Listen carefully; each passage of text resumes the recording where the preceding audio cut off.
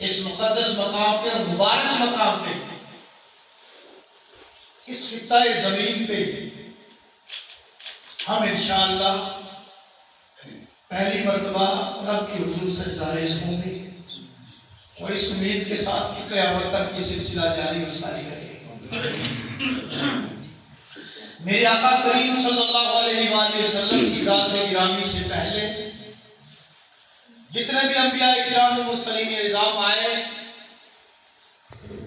سب کو اور سب کی امتوں کو اس نبی اس رسول کے حوالے سے اس ایک مقام کی نشاندہی کرائی جاتی تھی رب کے حضور سے کہ آپ نے وہاں جمع ہونا ہے اور رب کی عبادت کرنی ہے۔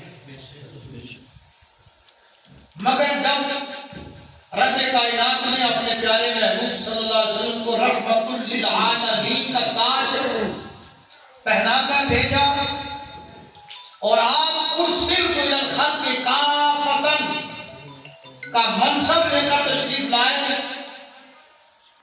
تو رب کائنات نے مصطفیٰ کریم صلی اللہ علیہ وسلم کی ذات گرامی کے لیے پوری روح زمین کو سجدہ گاہ بنا دیا۔ سبحان اللہ، سبحان اللہ۔ اور جانتے ہیں کہ یہ پوری روح زمین، کہ اس زمین اس خطہ زمین پر جہاں اس وقت ہم بیٹھے ہیں، اس کو بھی اگر یہ خیرات ملی ہے تو مصطفیٰ کریم کے دربار سے ملی ہے، اور یہ کیسے ملی ہے تو جذباتی بات نہیں۔ ہم اہل سنت و جماعت مسلک کے حق اہل سنت و جماعت مسلک اعلیٰ حضرت کے ماننے والے ہیں، صوفی ازم کو ماننے والے ہیں، صوفی ازم کو عروج اور پروان دینے کی ہم جو ہے کوشش میں رہتے ہیں الحمدللہ، اور ہم کوئی بات جذبات کی بنیاد پر نہیں کرتے بلکہ حقیقت کی بنیاد پر کہتے ہیں۔ ہمارے مصطفیٰ کریم صلی اللہ علیہ وسلم جب زمین پر تشریف لائے، آپ کا آنا بھی معجزانہ انداز کا تھا، کیونکہ رب کریم نے آپ کو معجزہ دے کر نہیں بھیجا بلکہ سراپا معجزہ بنا کر بھیجا۔ سبحان اللہ۔ ہر نبی کوئی معجزہ لے کر آتا، مگر جب میرے آقا کریم صلی اللہ علیہ وسلم کی باری آئی تو قرآن نے کہا قد جاءکم برہان من ربکم، یہ جو آنے والا ہے یہ معجزہ لے کر نہیں آیا ہے، معجزہ بن کر آیا۔ سبحان اللہ۔ اجازت طور پر جب آپ نے تشریف لائی اور آپ نے سب سے پہلا جو کام کیا وہ اپنا سر مقدس زمین پر رکھ دیا۔ کہاں رکھ دیا؟ زمین پر رکھ دیا۔ تو جب ہم محبت کی بولی میں ایسے کہتے ہیں کہ جب زمین نے مصطفیٰ کریم کے ماتھے کو چوم لیا، جب زمین نے مصطفیٰ کریم صلی اللہ علیہ وسلم کے مقدس پیشانی کو چوم لیا تو رب کریم نے زمین کی اس ادا پر خوش ہو کر اس کو پسند فرما کے زمین کو یہ انعام دے دیا، اب زمین تو جو ہے میری عبادت کے لیے سجدہ مصطفیٰ کی برکت سے پاک ہو گئی۔ سبحان اللہ، سبحان اللہ۔ اتنی پاک ہو گئی جہاں جو چاہے وہاں تجھ پر سجدہ کرے، نماز پڑھے، پانی نہ ملے تیری مٹی سے تیمم کر لے۔ تو یہ اعزاز کس سے ملا؟ یہ انعام کس سے ملا؟ نسبت مصطفیٰ کریم صلی اللہ علیہ وسلم سے ملا۔ لہذا خوش نصیب ہیں وہ لوگ جنہوں نے اس مقام پر اس مسجد شریف کو تعمیر کیا، اور یہ زمین بھی بڑی خوش نصیب ہے کہ اس کو رب کریم نے مسجد کے لیے پسند فرمایا۔ تو چونکہ وقت بہت مختصر ہے، میں نے سورہ توبہ کی آیت نمبر 18 کی 10ویں سپارے سے تلاوت کی، جس میں رب فرماتا ہے انما یعمر مساجد اللہ من آمن باللہ۔ انما یہ حسر کا صیغہ علماء جانتے ہیں، یعنی مسجد صرف وہی تعمیر کرتے ہیں کون؟ جو اللہ پر ایمان رکھتے ہیں والیوم الآخر اور قیامت کے دن پر ایمان رکھتے ہیں، جن کا یہ یقین ہے کہ ہمارا پالنے والا، پیدا کرنے والا وحدہ لا شریک له، اور قیامت کے دن ہم نے اس کیے کا حساب رب کی بارگاہ میں دینا ہے۔ اور صرف اتنا ہی کر کے مسجد تعمیر کر دی، قیامت پر ایمان لے آئے، بیٹھ کے نہیں۔ قرآن نے کہا وَأَقَامَ الصَّلَاةَ، نمازوں کو بھی قائم رکھا، نمازوں کو قائم رکھا۔ وَآتَى الزَّكَاةَ، زکوٰۃ کی بھی ادائیگی کرتے رہے، یعنی جتنے فرامین الہی ہیں ان پر عمل کرتے رہے۔ مسجد تعمیر کی، قیامت کے دن پر ایمان لایا، اللہ پر ایمان لایا، اس کے بعد نمازوں کی پابندی کی، رب کو رب مانا اور سجدہ کر کے ہمیں ثبوت پیش کرتے اس کی زمین پر اپنی ناک رگڑ کر یہ ثبوت بند کر دیا کہ میرے رب، میں تو ایک شریک بندہ ہوں، عزت ساری تیرے لیے ہے، تو اس لائق ہے کہ تیری بارگاہ میں سجدہ ریزی کی جائے۔ تو رب کہتا ہے جب میرا بندہ میرے سامنے زمین پر ناک رگڑتا ہے، یعنی اپنے آپ کی ذلت کی حد تک پہنچ جاتا ہے، اپنے آپ کو کچھ نہیں سمجھتا میرے سامنے، تو میری طرف سے پھر اس کو یہ انعام ملتا ہے کہ میں اس کو اتنی بلندیاں عطا فرماتا ہوں کہ اس کی وہ جو ناک ہے نا اور ماتھا زمین پر جو وہ جھکا کے رگڑتا ہے، اس سے میں چمک پیدا کرتا ہوں، اس سے میں وقت نہیں ہے، علماء جانتے ہیں اس کا، میں الحمدللہ اس کی دلیل مدد کے ساتھ دے سکتا ہوں مگر وقت نہیں ہے۔ اس کا وہ ماتھا، اس کی وہ ناک جو ہے وہ چمکتی ہے، وہ جب زمین میں چلتا ہے نا، چمک اس کی آسمان والے محسوس کرتے ہیں۔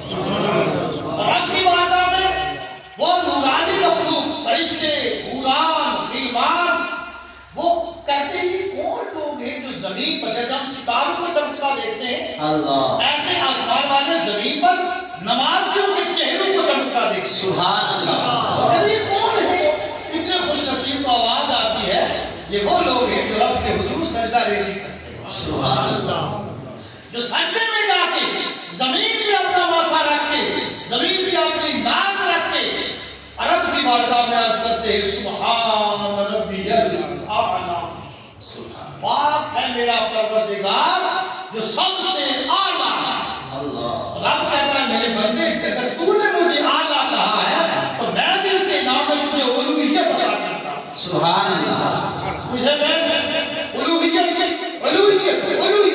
الوہیت ادا کرتا ہوں، الوہیت اللہ تعالیٰ کی شان ہے، الوہیت ادا کرتا ہوں، بلندی ادا کرتا ہوں، رفعت ادا کرتا ہوں۔ بے شک، اور کیا پھر ایک کام تو یہ کیا، وآت الزکاۃ، کہ رب کریم نے جو ان کو مال دیا ہے تو قرآنی ہدایات کے مطابق، مصطفیٰ کریم صلی اللہ علیہ وسلم کی ہدایات کے مطابق ان کی زکاتیں بھی ادا کرتے ہیں۔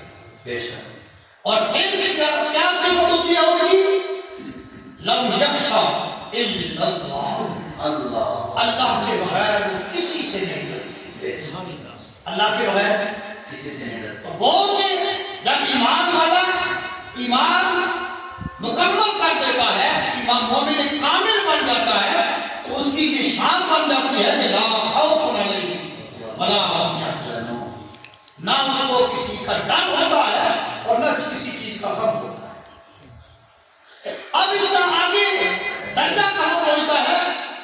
فَعَسَىٰ أُولَٰئِكَ أَن يَكُونُوا مِنَ الْمُهْتَدِينَ، تو رب کریم کی بارگاہ میں یہ امید کامل ہے، یقین کامل ہے کہ رب کریم ان بندوں کو ہدایت یافتہ لوگوں میں شمار فرما دے، شامل فرما دے۔ سبحان اللہ، یعنی جب یہ کورس ہے، یہ نسخہ ہے، اس کو جب ہم پورا کر لیں گے تو رب کریم کے فضل و کرم سے ہم ہدایت یافتہ لوگوں میں شمار ہو جائیں گے۔ بے شک، حاضرین گرامی، چونکہ یہ علاقہ اور خاص پورا صوبہ جموں، پوری ریاست جموں کشمیر اور پھر تخصیص صوبہ جموں، اور پھر یہ علاقے، یہ کھنڈی علاقے جس میں میں پہلی مرتبہ یہاں آیا ہوں، اور جس کا یہ آپ اس وقت یہ رنگ دیکھ رہے ہیں اور یہ حضرات ان کو آپ دیکھ رہے ہیں، بے شک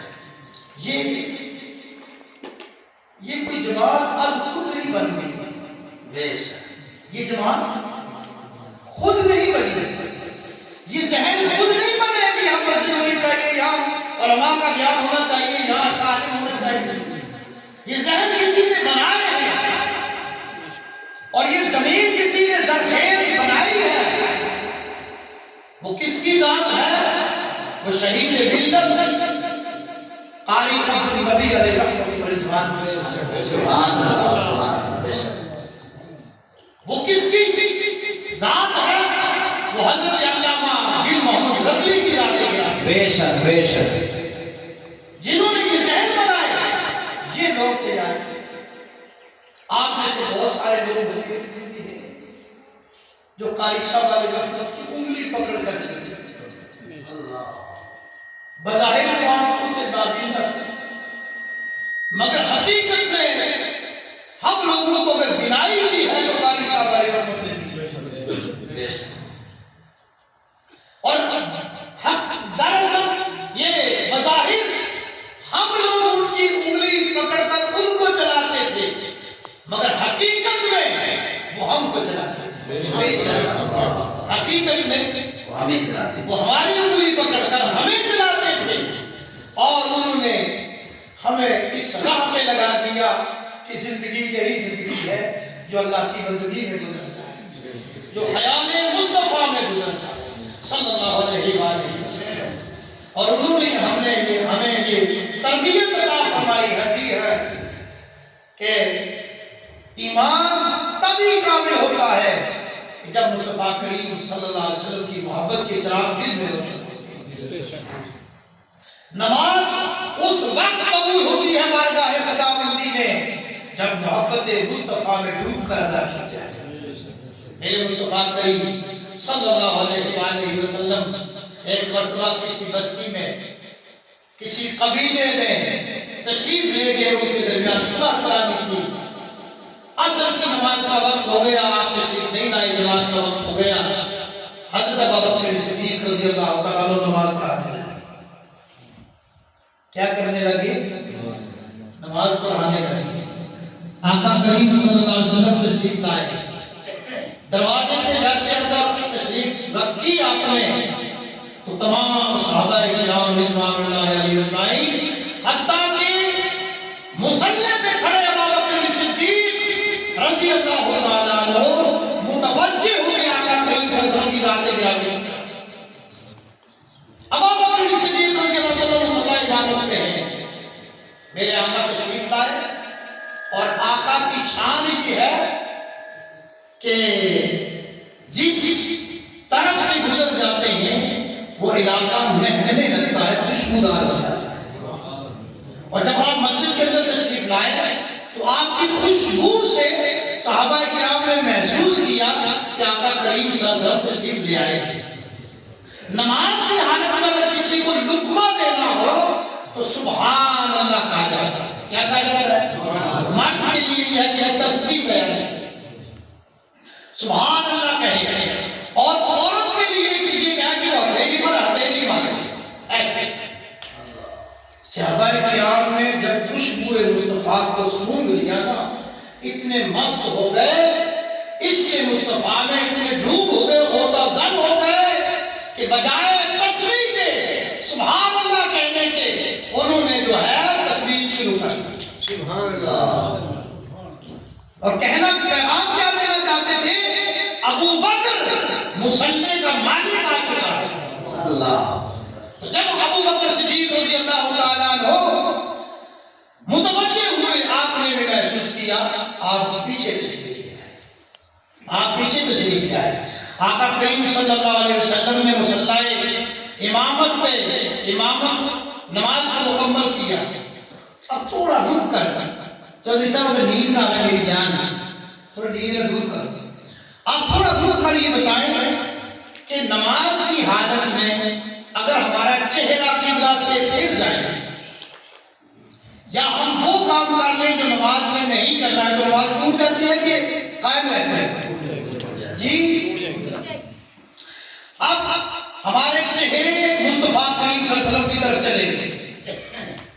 اللہ کرے ہمارے بھی چلے جائیں, ہمارا دل بھی چلا جائے, ہم سجدہ یہاں کریں گے, سر ہمارا یہاں جھکے اور دل ہمارا گنبد خضرا میں جا کر وہاں جھکے. سبحان اللہ. اللہ کو نماز پڑھنے کی توفیق دے. تو تمام صحابہ کرام مصطفیٰ کریم صلی اللہ علیہ وسلم کی طرف متوجہ ہو گئے. ابو بکر صدیق رضی اللہ عنہ نے مصلی چھوڑ دیا, آقا کریم صلی اللہ علیہ وسلم کی طرف متوجہ ہو گئے. مجھے آپ بتائیے اگر شرعی اصولوں کو دیکھا جائے چہرہ قبلہ سے ہٹ کر نماز ٹوٹنے کی باقی رہی تو کیا کرنا چاہیے تھا مصطفیٰ کریم صلی اللہ علیہ وسلم کو؟ سارے 9 نماز پڑھانی چاہیے تھی نا. بچوں آپ کے لیے میں اردو استعمال کر رہا ہوں, ورنہ مجھے گولی بولی تھی. میں نے دیکھا کہ ہمارے بچے بہت اچھے اسٹوڈنٹ ہیں, حاجی صاحب نے بھی فرمایا, حاجی صاحب نے آپ کے لیے میں نے اپنے گوجری زبان یہ اردو زبان جو ہے وہ شروع کی ہے. تو آپ سمجھے کہ مصطفیٰ کریم صلی اللہ علیہ وسلم نے پھر سارے 2 نماز پڑھانی چاہیے تھی, دوبارہ شروع کرانے چاہیے تھی, مگر ایسا نہیں ہوا. اسی پر بلا کیا, جتنی رکعتیں ہو چکی تھی اس کو شامل کر کے آگے آپ نے نماز ہو گئی تھی رکعتیں وہ پڑھائیں مکمل کر کے فرمایا ابو بکر تجھے کس چیز نے مصلی سے ہٹا دیا, نماز مکمل کیوں نہیں کری؟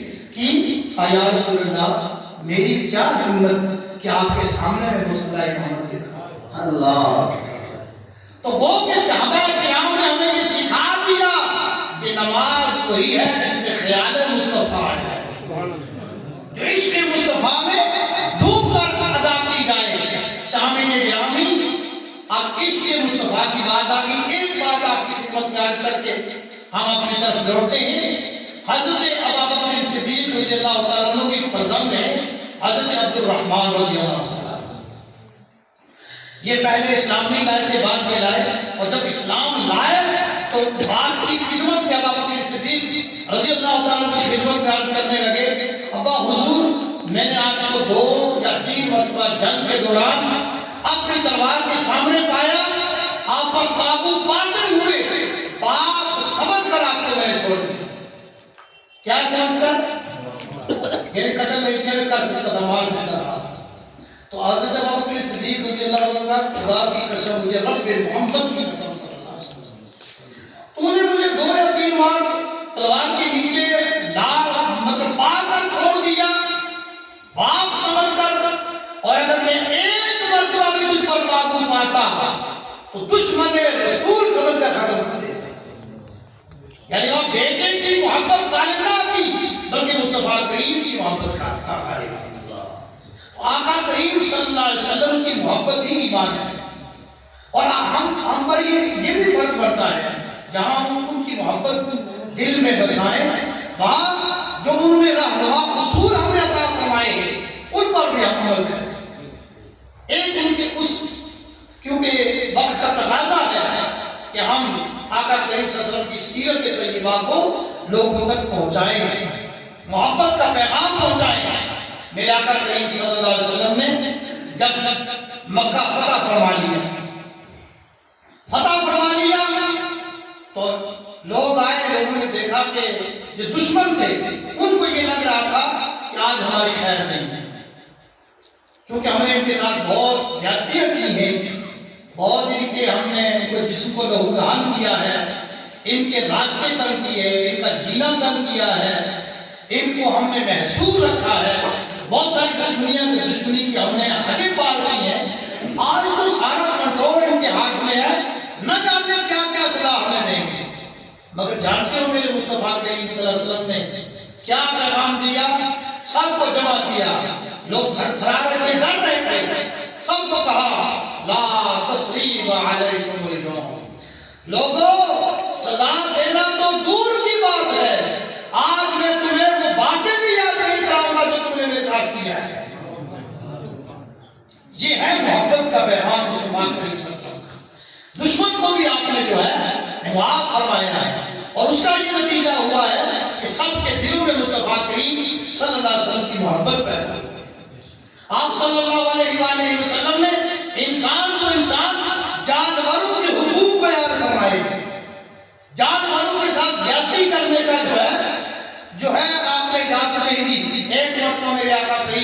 صلی اللہ علیہ وسلم خطبہ بیان فرما رہے تھے۔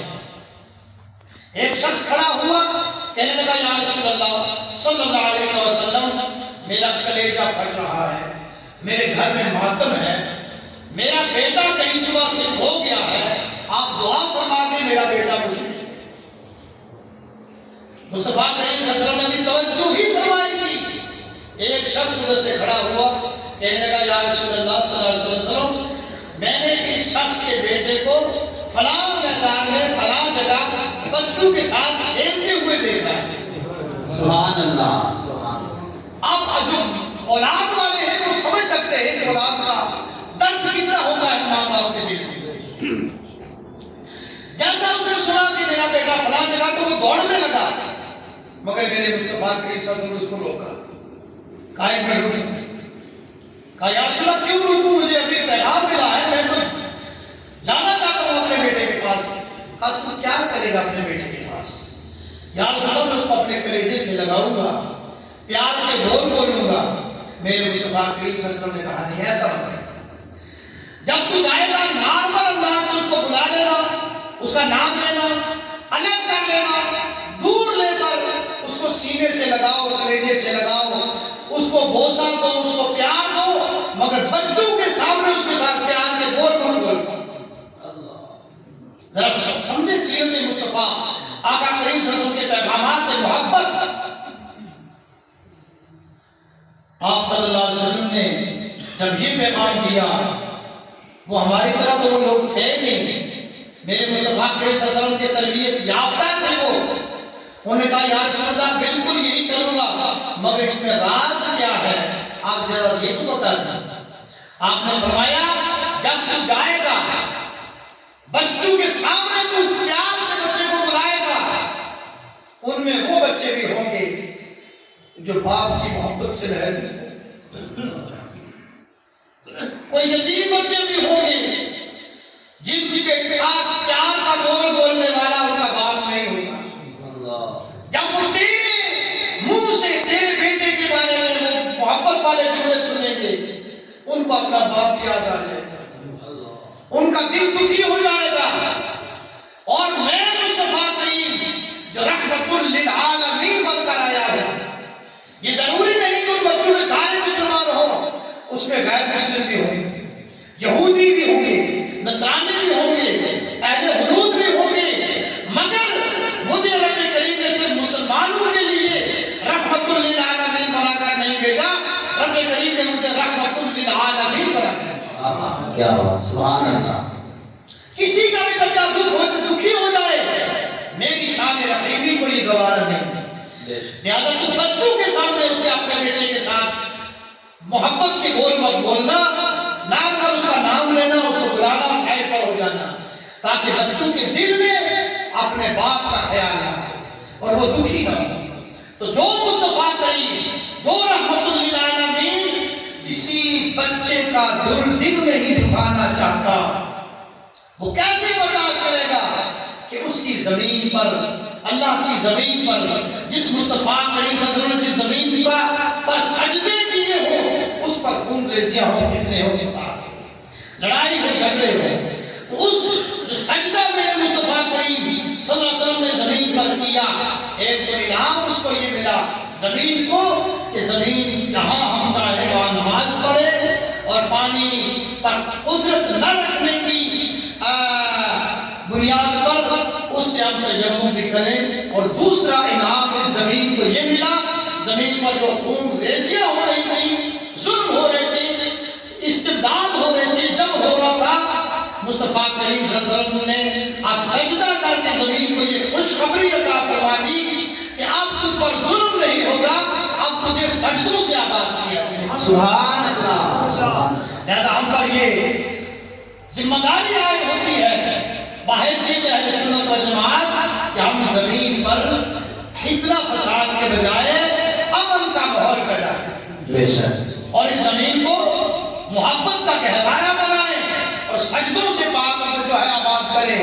اللہ رب العزت ان خوش نصیبوں کو جنہوں نے اس مقصد کے لیے زمین وقف کی، اس کی تعمیر میں، دھام میں، دل میں، سکھ میں، قبر میں حصہ لیا، رب دنیا آخرت بہتر فرمائے آمین آقا کریم نے فرمایا من بنا للہ مسجدا بنى اللہ لہ بیتا فی الجنہ، جس نے دنیا میں اللہ کی رضا کے لیے اس کی عبادت کے لیے مسجد تعمیر کی، رب کریم جنت میں اس کے لیے محل تیار کروا۔ سبحان اللہ سبحان اللہ۔ اور یہ ضروری نہیں کہ ایک شخص پوری مسجد بنا دے، جس نے ایک اینٹ بھی لگائی ہے، اور امام متکلمین اس پر بات کرتے ہیں کہ وہ بھی اس زمرے میں آتا ہے اگر اخلاص کے ساتھ اس نے ایک اینٹ لگا دی ہے، اللہ رب العزت اس کو بھی جنت میں محل عطا فرمائے۔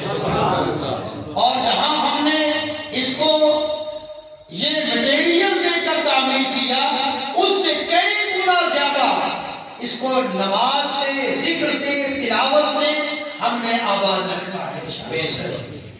لہذا اللہ رب العزت ہماری اور ہمارے ان احباب کی خدمات کو قبول فرمائے اور اس سلسلہ کو رب کریم تاثر قیامت جاری اور ساری رکھے۔